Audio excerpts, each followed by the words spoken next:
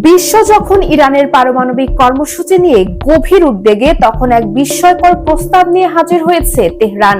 এই প্রস্তাব শুধু কূটনৈতিক ক্ষেত্রেই গুরুত্বপূর্ণ নয়, বরং এটি মধ্যপ্রাচ্যের শক্তির ভারসাম্যকেও নাটকীয়ভাবে পরিবর্তন করে দিতে পারে। ইরান এখন সৌদি আরব ও সংযুক্ত আরব আমিরাতের সঙ্গে মিলে একটি যৌথ পারমাণবিক ইউরেনিয়াম সমৃদ্ধকরণ কনসোর্টিয়াম গঠনের পরিকল্পনা করছে। তেহরানের মতে এই উদ্যোগ বাস্তবায়িত হলে তা হবে এক যুগান্তকারী পদক্ষেপ। এটি শুধু যুক্তরাষ্ট্রের চাপ মোকাবেলার কৌশল নয়, বরং প্রতিবেশী উপসাগরীয় দেশগুলোকেও এই স্পর্শকাতর প্রক্রিয়ায় অংশীদার করার একটি কৌশলী প্রয়াস। ইরান বলছে, এই কনসোর্টিয়ামের মাধ্যমে ইউরেনিয়াম সমৃদ্ধকরণের দায়িত্ব ভাগাভাগি হবে। ফলে ভবিষ্যতে যদি কোনো অভিযোগ ওঠে, তাহলে শুধু ইরান নয়, সংশ্লিষ্ট অংশীদার দেশগুলোকেও জবাব দিতে হবে।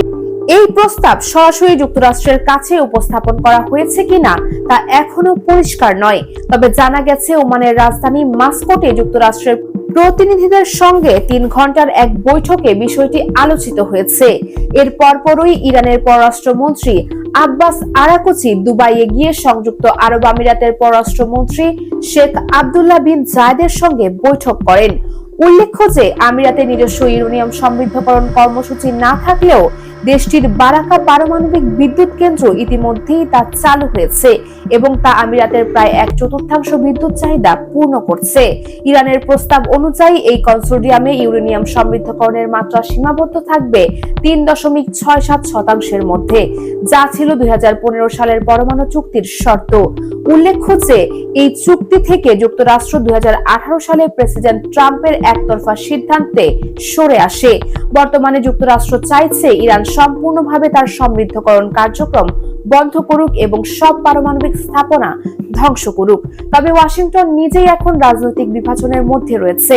একদিকে ট্রাম্প কঠোর অবস্থান নিচ্ছেন, অন্যদিকে ইরানের গম্ভীরতার প্রশংসাও করছেন। এই কনসোর্টিয়ামের ধারণা একেবারে নতুন নয়। 2023 সালের অক্টোবরে প্রিন্সটনের পদার্থবিদ ফ্রাঙ্কন হিপেল এবং ইরানের সাবেক পারমাণবিক আলোচক সৈয়দ হোসাইন মুসাভিয়ান একটি প্রবন্ধে এই ধারণা উত্থাপন করেছিলেন।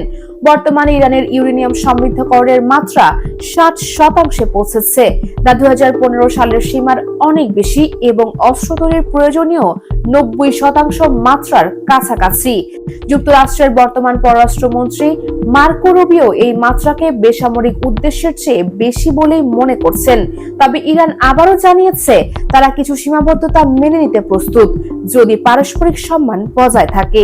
US Bengal news desk.